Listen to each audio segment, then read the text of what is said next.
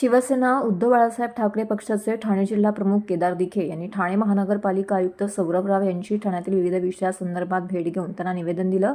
यामध्ये नौपाडा पोलीस परिसरामध्ये जुन्या मोडकळीसलेल्या इमारतींचा प्रश्न, शाळांच्या पुनर्विकासाचे काम मोठ्या प्रमाणामध्ये चालू असून पर्यायाने विजेची मागणी 4 ते 5 पटीने वाढत आहे।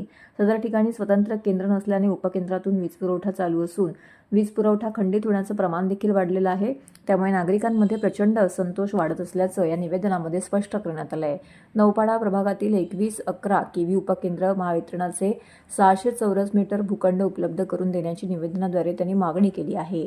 त्याचबरोबर प्रशांत नगर येथील परिसराचा विकास, इमारत बांधकाम गेली 14 वर्ष बंद असून यामध्ये 350हून अधिक नागरिक आहेत। येथील नागरिकांचे भाडे देखील 6 महिन्यांपासून बंद आहे। त्यांची आर्थिक ताणाताण होत असल्याने त्यांना भाडं मिळण्यासाठी आणि स्थलांतरण होण्यासाठी ठोस पावलं उचलावीत। अनधिकृत बांधकामांमध्ये जो काही महापालिकेचा भ्रष्टाचार होत आहे तो त्वरित थांबवावा। याचा नाहक त्रास हा नागरिकांना सहन करावा लागत असल्याची भूमिका या ठिकाणी केदार दिघे यांनी मांडलेली आहे। तर धोकादायक स्थितीत असलेले संकल्प बिल्डिंगवर त्वरित कारवाई करण्याची मागणी देखील केली आहे। यांसारख्या विविध विषयांवरती त्यांनी आयुक्तांशी चर्चा केली। सर्व महत्त्वाच्या बाबींकडे लक्ष न दिल्यास तीव्र आंदोलन छेडण्याचा इशारा देखील त्यांनी यावेळी दिला आहे। याप्रसंगी जिल्हा संघटिका रेखा खोपकर, शहर प्रमुख प्रदीप शिंदे, उपशहर प्रमुख वसंत गवाळे, नौपाडा सचिव संजीव कुलकर्णी, उपजिल्हा संघटिका आकांक्षा राणे, विभाग प्रमुख प्रकाश पायरे, विजय हांडोरे, जीवाजी कदम, एकनाथ अहिरे, पप्पू आठवले, प्रदीप वाघ, जगन्नाथ तावडे, शाखा प्रमुख सचिन चांदगुडे, वसंत कुंडभर, कुंदन महाडिक, जगन्नाथ तावडे, दिनेश चिकणे, महिला समन्वयक अक्षता पांचाळ, शाखा समन्वयक खाणेकर मॅडम यांसह इतर पदाधिकारी येथे उपस्थित होते। आम्ही आज आमच्या पक्षाच्या माध्यमातून माझ्याबरोबर शहर प्रमुख, जिल्हा संघटिका रेखाताई, इतर सर्व स्थानिक पदाधिकारी म्हणजे विभाग प्रमुख प्रकाश पांडे आणि हांडोरे साहेब यांच्यावर आमच्या सर्व पदाधिकाऱ्यांनी आज आयुक्तांबरोबर बैठक घेतली। विषय मूळतः आपल्याला माहिती असेल की ठाणे शहरामध्ये अनेक प्रश्नांना नागरिक इथले सामोरे जात आहेत, पण खास करून आज नौपाडा क्षेत्रामधले जे विविध प्रश्न आहेत ते घेऊन आम्ही इकडे आलेलो। त्याच्यामध्ये मूलभूत प्रश्न असा आहे की नौपाड्यातील नागरिकांना विजेचा खूप मोठा समस्या आहे आणि वीज वारंवार तिकडे जात असते। आणि आम्ही मध्यंतरी जे MSEBच्या इकडे जे आंदोलन केलेलं त्याच्यामध्ये तिथले जे ऑफिसर आहेत, मिश्राम साहेब, त्यांना आम्ही निवेदन दिलेलं की ह्या नौपाडा क्षेत्रामध्ये आपण ह्या विजेचं कसं नियोजन योग्य त्या पद्धतीने करू शकतो। त्या पद्धतीने त्यांनी एक लेटर आयुक्तांना पाठवलेलं जिकडे 600 चौरस मीटरचा भूखंड त्यांनी त्याची मागणी केलेली, जेणेकरून तिकडे एक ट्रान्सफॉर्मर जर का आला तर नौपाड्यातील नागरिकांचा हा प्रश्न विजेचा सुटू शकेल। त्याचबरोबर चिखलवाडीमध्ये असलेल्या किंवा नौपाडा क्षेत्रामध्ये असलेल्या जे झाडांची छाटणी जी आहे ती कितीतरी प्रमाणे राहिलेली आहे, जिकडे ते धोकादायक आहे। ड्रेनेजचं सिस्टीम मूलभूत आहे, त्याच्या बाबतीत आम्ही बोललो। नौपाडामध्ये अजून एक संकल्प अपार्टमेंट म्हणून आहे, ज्याच्या बाबतीत महानगरपालिकेने ती डिटोरिएटेड सिस्टीममध्ये आहे, धोकादायक इमारत आहे, असे 3दा त्यांना लेटर पाठवलेले आहेत, पण तरी कुठचीही कारवाई झाली नाही। दररोजच्या दिवसाला लहान मुलं तिथनं शाळेतील मुलं जात येत असतात। उद्या जर काही इमारत कोसळली किंवा काही झालं तर खूप मोठा एक प्रॉब्लेम होऊ शकतो आणि ते आपण त्याला सामोरं जाऊ नये, तशी कुठची दुर्घटना घडू नये याकरता आपण शाश्वतीचं पाऊल घ्यावं अशी आम्ही आयुक्तांना मागणी केलेली आहे। सर्व नागरिकांना आवाहन करण्यात येत आहे की सध्या डासांमार्फत पसरणाऱ्या डेंग्यू या आजाराचा प्रसार रोखण्यासाठी प्रत्येकाने पुढील प्रमाणे कार्यवाही करावी। डेंग्यू आजार एडिस इजिप्ती हा डास चावल्याने होतो। या डासांची पैदास साचलेल्या किंवा साचवलेल्या स्वच्छ पाण्यामध्ये होते। 8 दिवसांपेक्षा जास्त दिवस पाणी उघडे व साचून राहिल्यास त्यात डास अंडी घालतात। अंड्यांच्या अळ्या तयार होऊन पुढे डास तयार होतात। यासाठी आपल्या घरातील पाणी साठे, उदाहरणार्थ बॅरल्स, पिंपे, टाक्या, हौद, रांजणे इत्यादी दर आठवड्याला रिकामे करून घासून पुसून कोरडे करून पुन्हा भरावे। 1 दिवस कोरडा दिवस म्हणून पाळावा। पाणी साठ्यांना घट्ट झाकणे बसवावीत किंवा जुनी साडी, चादर, धोतर यांनी बांधून झाकून ठेवावीत, म्हणजे डास त्यात जाऊन अंडी घालणार नाहीत। घराच्या गच्चीवर, आजूबाजूला, अंगणात कोठेही पाणी साचू देऊ नये। भंगार सामान उघड्यावर टाकू नये, उदाहरणार्थ टायर्स, प्लास्टिक सामान, कुंड्या, टाकाऊ वस्तू इत्यादी। अशा सामानात पावसाचे पाणी साठून त्यात डेंग्यूच्या डासांची पैदास होते। घरातील कूलर्स, फ्रीजच्या पाठीमागील ट्रे हे देखील वेळोवेळी कोरडे करावेत। लक्षात ठेवा, नुसत्या फवारणीने डास घनता कमी होत नाही, तर त्यासाठी डास पैदास ठिकाणे नष्ट करणे ही आपल्या सर्वांची जबाबदारी आहे. कोणताही ताप अंगावर न काढता जवळच्या शासकीय रुग्णालयात मोफत औषधोपचार घ्या. अशा प्रकारे नागरिकांनी सहकार्य केल्यास डेंग्यूचा प्रसार रोखणे सहज शक्य आहे.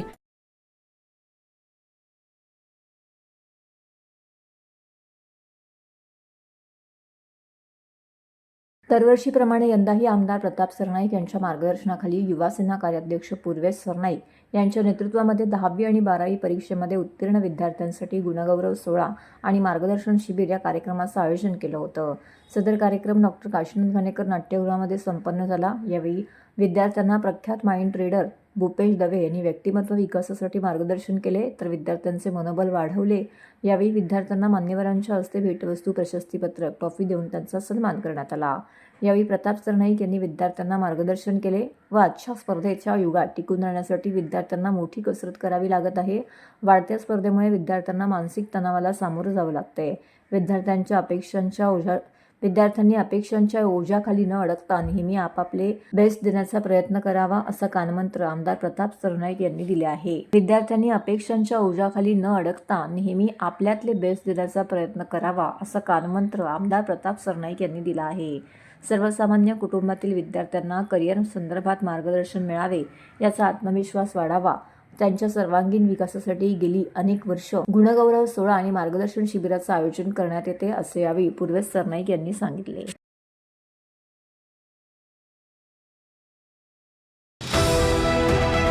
TJSB सौर शक्ती कर्ज, गो ग्रीन, करा वीज बिलावर बचत.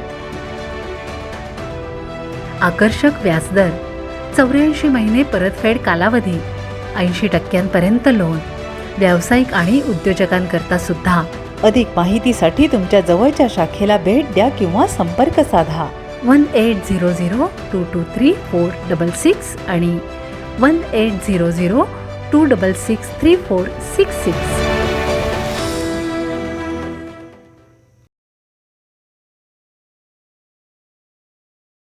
ठाणे शहरात जरीमरी पोलीस लाईन आहे. पोलीस स्कूलच्या जवळ ही पोलीस वसाहत आहे. या ठिकाणी पोलीस लाईनच्या 8 ते 10 बिल्डिंगी आहेत.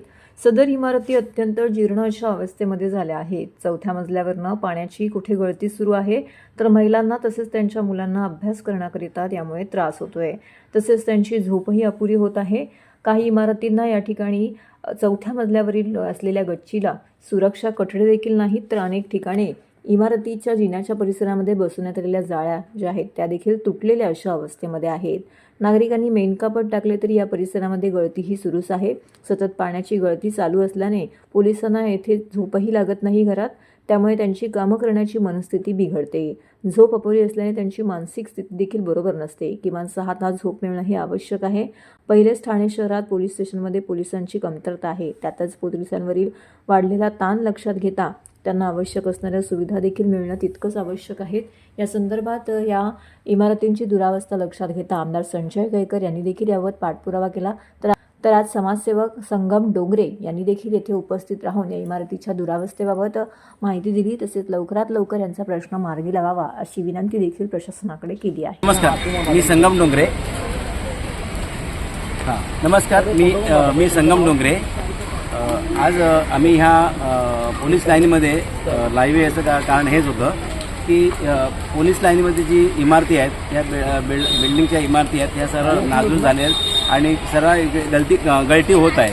पोलिसांनी काही ठिकाणी आपले मेनकापड लावून ते मेनकापड लावून तात्पुरत्या स्वरूपात त्यांनी बंदोबस्त करायचा प्रयत्न केला, पण ते काय होत नाही आहे. घरात गळती होत आहे. आणि तसं बघितलं पोलीस स्टेशनला पण पोलिसांची ऑलरेडी कमतरता आहे आणि पोलिसांना झोप न मिळाल्याने त्यांचा मानसिक त्रास होतो आणि मग त्यांना अनेक सामना त्यांना फेस करायला होतो.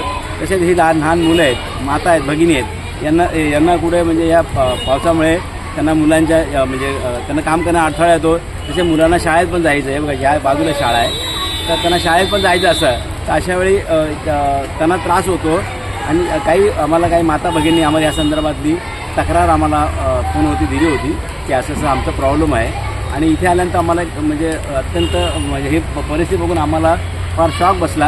आणि हे बघा ही जी सायकल लावलेली आहे वरून बघा, ही सायकल लावली आहे ना, ही का शोभेची सायकल नाही आहे, पण ही लहान मुलं पडू नये यासाठी त्यांनी सुरक्षा दृष्टिकोन ही सायकल लावलेली आहे. अत्यंत म्हणजे मनाला वेदनादायक गोष्ट आहे की पोलिसांची अशी अवस्था आहे. आणि माननीय ह्या संदर्भात माननीय पोलीस आयुक्त आहे, तसेच ठाणे महानगर आयुक्त आहेत, कलेक्टर साहेब आहेत आणि हे सर्व PWDच्या विभागात त्याच्या खात्यात येतं. तर आम्ही PWDचे येवळे साहेब आहेत यांना मी भेटणार आहे, विनंती करणार आहे की या भागाची ताबडतोब डागडुजी करण्यात यावं आणि माझे हे पोलीस बांधव आहेत यांना कुठेतरी रिलीफ मिळावा. आणि ह्या इथे एक मीटर बॉक्स लावला होता आणि ह्या अख्खा मीटर बॉक्सचं पाणी जे आहे त्या मीटर बॉक्समध्ये जातं आहे आणि ह्या भागात ते स्पार्क वगैरे झाले होते, अनेक वेळा लाईटी गेल्या होत्या. ह्या पोलीस लाईनची दुरावस्था आहे. तर प्रशासकांनी इथं लक्ष घालून ताबडतोब याच्यावरती उपाययोजना करावे. पारसिक मुंब्रा येथे रेतीबंदर चौपाटीचं काम अंतिम टप्प्यामध्ये आले आहे. पुढील 2 ते 3 महिन्यात या चौपाटीचं काम पूर्णत्वास येणार असून मुख्यमंत्री एकनाथ शिंदे हे उद्घाटन करतील. तो त्यांचा अधिकार आहे, अशी माहिती राष्ट्रवादी काँग्रेस शरदचंद्र पवार पक्षाचे राष्ट्रीय सरचिटणीस डॉक्टर जितेंद्र आव्हाड यांनी दिली. दरम्यान मी स्वप्न दाखवत नाही तर ते सत्यात उतरवतो.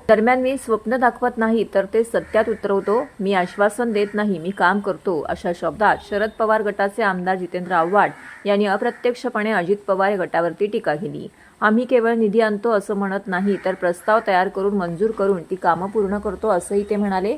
डॉक्टर जितेंद्र आव्हाड यांनी पारसिक चौपाटीची पाहणी केली. यावेळी ते म्हणाले की 2009 मध्ये पारसिक चौपाटीचे स्वप्न पाहिले होते, आज ते सत्यात उतरवले आहे. येत्या काही दिवसामध्ये मुख्यमंत्री एकनाथ शिंदे यांच्या हस्ते या चौपाटीचं उद्घाटन होईल. असे सांगतानाच मी कोणत्याही कामाचे क्रेडिट घेत नाही, माझं काम बोलते. सन 2009 साली आपण या भागात चौपाटी उभारण्याचे स्वप्न पाहिले होते. हे स्वप्न पूर्ण करताना अनेक अडचणी आल्या होत्या. तत्कालीन जिल्हाधिकारी डॉक्टर अश्विनी जोशी यांनी ही चौपाटी उभी करण्यासाठी येथील अतिक्रमणे हटवली होती. त्यामुळे येथील भूमाफियांनी 25 कोटी खर्च करून डॉक्टर अश्विनी जोशी यांची बदली केली. त्यानंतर ठाणे महानगरपालिकेच्या आयुक्तपदी आलेल्या संजीव जयस्वाल यांना घेऊन आपण 2 दौरे केले आणि चौपाटीचे काम मार्गी लावले. रेतीबंदर खाडी किनारी 4 किलोमीटर लांबीच्या 42 एकर जागेवरती सिंगापूर आणि साबरमतीच्या धर्तीवरती चौपाटी उभारण्यात येत आहे. खाडीवर चालण्यासाठी देशातील पहिली तरंगता मार्ग, theme park, amphi theatre, boating, क्रीडा व मनोरंजनाची अद्ययावत साधने यांसह जवळपास 18 अत्याधुनिक सुविधा रेतीबंदर चौपाटीवरती उभ्या केल्या जात आहेत.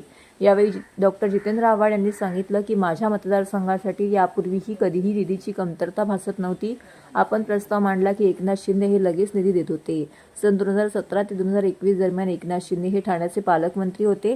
त्यांच्या काळामध्ये त्यांनी कधीही आपली विकास निधी थांबवला नाही. पूर्वी ठाण्यात निधीचे राजकारण कधीच झाले नव्हते, ते आता सुरू झाले आहे. तेव्हा तेच एकनाथ शिंदे होते, मात्र आता त्यावर आपल्याला काही बोलायचं नाही. मोठ्या प्रमाणात निधी आणून आपण कळवा मुंब्र्याचा विकास केला. हा विकास करत असताना कधीही स्वप्न दाखवलीत नाही, तर ती सत्यात उतरवण्याचं काम केलं.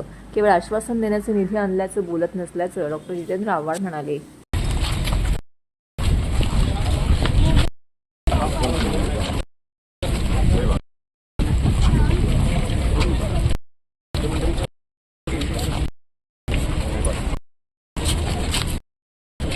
सगळीकडेच लागतो, पण ज्या क्षेत्राकडे ग्रामीण म्हणून बघितलं जायचं आणि जिथे कधी विकासच झाला नव्हता तो कसा हे दाखवण्याचं असते, हे उत्तम उदाहरण आहे. आणि ह्याच्यामध्ये IAS ऑफिसर सहभाग आहे. अश्विनी जोशी कोर्टामध्ये जाऊन त्यांनी हा प्लॉट मोकळा केला. या प्लॉटमध्ये जे कोणी होत खाली करण्याचं काम जयस्वाल यांनी स्वतः उभं राहून केलं. त्यांनी स्वतः केलं, दाखवलं. आणि ह्याच्यात सर्वात महत्वाची पैशाची मी माननीय एकनाथ शिंदे साहेबांचा आभारी आहे की त्यांनी माझे प्रस्ताव जेव्हा गेले आणि त्यांना सांगण्यात आलं की जितेंद्र आव्हाडांचा प्रस्ताव आहे, त्यांनी कधीही राजकीय भूमिका घेऊन माझे प्रस्ताव अडवले नाही. आणि ते म्हणजे ते मला कानात येऊन सांगायचं म्हणा, जितेंद्र तुझा एवढा प्रस्ताव पास केला. राजकीय वैर वैचारिक ते व्यक्तिमत्वावर व्यक्तीशी घ्यायचं नसतं, जे आजकाल घेत आहेत. आणि आता मला महाराष्ट्र शासनाच्या खात्याकडनं निधीच नकोय. मला जे महाराष्ट्राला कळून झालं, मला हरवण्यासाठी अजित पवार काय काय करतायत हे माझं सांगून झालं. बघूया आता काय होतंय. मला स्वतःच्या मतदारसंघातली सभा यशस्वी करा आणि मग दुसऱ्याच्या मतदारसंघात लक्ष द्या. विकास कामावर कुठेतरी आळा बसेल, त्यामुळे कशाला? निधी न दिल्यामुळे अरे माझा विकास काम, माझी विकास आता निधी कोटी रुपये आणणार, खर्च कुठे करणार? थोडं कामाचं 100% कुठल्याच शहरातली होत नाही ना, मुंबई शहरामध्ये कामच करावी लागली नसतं. आता मुंबई शहराचा निधी हा वापरतायत ना, सरकार वापरतंय ना, सगळ्या एफडीज होत आहेत त्या म्हणून काम करताय ना. मग त्या निधी तो कोणाचा निधी आहे? अहो, शहरी भागात सरकार पैसा देत नसतं. 15-2 ही योजना असते ग्रामीण रस्त्यांसाठी, ती ग्रामविकास मंत्र्यांकडे असते. तुम्ही जा आता गिरीश महाजनांच्या बंगल्यावर 100 आमदार सापडतील 15-2 वर सह्या घेण्यासाठी. हे ज्यांना विधानसभा कळत नाही, विधानसभेत मंत्रालयाचं अर्थ नियोजन कळत नाही, ते बोलतात यांनी किती आणलाय किती आणलाय. महानगरपालिकेचा प्रस्ताव या रस्त्यांचे पास झाले ते कोणाच्या सहीवर झाले? जितेंद्र आव्हाडांनी मागणी केल्याप्रमाणे आणि प्रस्ताव तसा गेलाय महापालिका. म्हणजे पार हा कोण दिले म्हणजे तो तिथला पहिला टप्पा जो विसर्जन घाट येतो तो तिथपासनं ते भारत गिअर पर्यंत हा सगळा रस्ता हा माझ्या प्रस्तावावर झालाय. 90 फीट रोड म्हणजे तो नवीन रस्ता तो माझ्या प्रस्तावावर झालाय. माझं मी करत नाही, पण आगी सगळ्यांनी मिळून जे काम केलंय ते दिसतंय. श्रेय लाटाला सुरुवात नाही मला काय त्याच्यासाठी आता ऐसा ये जनता बहुत होशियार है, बहुत होशियार है जनता. ऐसा 50 करोड़ रुपया लाके कि मैं काम कर रहा हूँ तो पब्लिक पागल नहीं है. टेंडर निकलेगा, टेंडर फूटेगा, फिर बरसातें जाएंगी, फिर हरियाली आएंगी, फिर पंछी आएंगे, फिर पंछी अंडे डालेंगे, फिर बड़े होंगे, फिर जाएंगे. ये तो चलते ही रहता, मौसम है. तर राज्यात तो चुनाव का मौसम आ गया है, समझ लेना. नौपाडा परिसरातून गेल्या 2.5 वर्षामध्ये गहाळ झालेले 9,75,000चे तब्बल 65 मोबाईल परत मिळवून देण्यात नौपाडा पोलिसांना यश आल्याची माहिती वरिष्ठ पोलीस निरीक्षक अभय महाजन यांनी दिली आहे. आपले मोबाईल पुन्हा सुखरूप परत मिळाल्यामुळे या सर्व तक्रारदारांनी समाधान व्यक्त केलं आहे. नौपाडा पोलीस ठाण्याच्या हद्दीतून 2022 ते 2024 या आर्थिक नौपाडा पोलीस स्टेशनच्या हद्दीतून 2022 ते 2024 या 2.5 वर्षाच्या कालावधीमध्ये गहाळ झालेल्या 65 मोबाईलचा शोध नौपाडा पोलिसांच्या सायबर टीमने तांत्रिक विश्लेषणाच्या आधारे घेतला. 2022 मधील 13 तर 2023 मधील 27 आणि 2024 मधील 25 अशा एकूण 65 मोबाईलचा शोध पोलिसांनी घेतला आहे. यातील बहुतांश मोबाईल गहाळ झाल्यानंतर त्यांच्या हाती लागले, त्यांची विक्री केली होती. काही मोबाईल हे उत्तर प्रदेश तसेच इतर राज्यामध्ये देखील विक्री झाले होते. त्यामुळे हे मोबाईल परत मिळवताना पोलिसांनी संबंधित त्यातील गुन्ह्यांची तीव्रता निदर्शनास आणून देत ते परत कुरिअरने नौपाडा पोलीस ठाण्यात पाठवण्याबाबत समुपदेशन केले. हे मोबाईल परत मिळवण्यासाठी सायबर टीमचे उपनिरीक्षक प्रतापसिंग शिळके, हवालदार श्री लक्ष्मीकांत सोनावणे, गंगाधर तीर्थकर, करण पाटील, सतीश खेडकर आणि उदय वडर यांनी विशेष मेहनत घेतली. हे सर्व मोबाईल काल वरिष्ठ पोलीस निरीक्षक अभय महाजन यांच्या हस्ते 65 तक्रारदारांना सुपूर्द करण्यात आले. आज नौपाडा पोलीस स्टेशनच्या वतीने सन 2022, 23 आणि 24 मधील बरेच मोबाईल गहाळ झालेले आहेत, परंतु त्यापैकी 65 मोबाईल आपण आत्तापर्यंत रिकवर केलेले आहेत. म्हणजे ज्यांना वापरलेले आहेत त्यांना कन्व्हिन्स करून हे मोबाईल आमची जी सायबरची टीम आहे PSI शेळके, तीर्थकार, पाटील आणि खेडकर ज्यांचे सहकारी जे आहेत की ते रोज फॉलोअप घेत राहतात. कारण ते मोबाईल मिसिंग झाल्यानंतर आपण त्या मोबाईल CIR पोर्टलवर त्याची पूर्ण माहिती भरत असतो. ती माहिती भरल्यानंतर ज्यावेळेसही त्या मोबाईलमध्ये कुठलं सिम टाकलं जातं ते आपल्याला माहिती होतं. मग ते मोबाईल आपण समोरच्या व्यक्तीला त्या नंबरवर कॉल करून कन्व्हिन्स करतो की हा मोबाईल गहाळ झालेला आहे आणि या व्यक्तीचा आहे, आपण पोलीस स्टेशनला आणून द्यावं. लोक पण समोरचे प्रतिसाद देतात. असे 65 मोबाईल आज आपण वाटप करायचा कार्यक्रम ठेवलेला आहे. आणि मुद्दाम होऊन की आज जे लोक आहेत त्यांना रविवारी वेळ असतो. आज जरी वरिष्ठ अधिकारी आमचे नसतील तरी आम्ही वरिष्ठ अधिकाऱ्यांना कल्पना दिली होती आणि रविवारचा दिवस सगळे लोक जास्तीत जास्त येऊ शकतात हे गृहीत धरून आजचा प्रोग्राम ठेवलेला आहे. नागरिकांना एकच आव्हान आहे की सध्याचं युग आहे, सायबरचं युग आहे. आपण प्रत्येकजण अँड्रॉईड मोबाईल वापरतो आणि ज्यावेळेस आपण म्हणजे मोबाईल हा आपल्या जीवनाचा म्हणजे अविभाज्य घटक असल्यासारखा झालेला आहे. की ॲटोमध्ये इथं नौपाडा पोलीस स्टेशनला हायवेला ॲटोमध्ये मोबाईल स्नॅचिंगचं एक प्रमाण जास्त आहे. लोक फोनवर बोलत जरी नसेल तरी ॲटोमध्ये असा हातात मोबाईल धरून बसतात आणि बरेचसे आपल्याकडे भिवंडी साईडचे किंवा इतर मुलं साईडचे जे मोबाईल स्नॅचर आहेत त्या ॲटोमध्ये मधल्या लोकांचे 2 व्हीलरवर येऊन फास्टमध्ये मोबाईल हे करतात. ज्यावेळेस आपल्याला कुठल्याही मोबाईलवर बोलायचं नसेल किंवा काही नसेल त्यावेळेस मोबाईल खिशात ठेवा जर बोलायचं असेल तर तुम्ही गर्दी म्हणजे बाजूला होऊन साईडला एक गर्दीच्या ठिकाणी मोबाईल वापरा. सायबरच्या बाबतीत तुम्हाला परत एकदा सांगतो की कुठलाही फेक कॉल रिसीव्ह करू नका, कुठलीही माहिती देऊ नका. जरी आपल्याकडून काही प्रकारात अशी चूक झाली तरी तात्काळ 1930 आणि NCCRP पोर्टलवर आपली माहिती तात्काळ अपलोड करा आणि लगेच पोलीस स्टेशनला या, आपल्याला तात्काळ मदत मिळेल.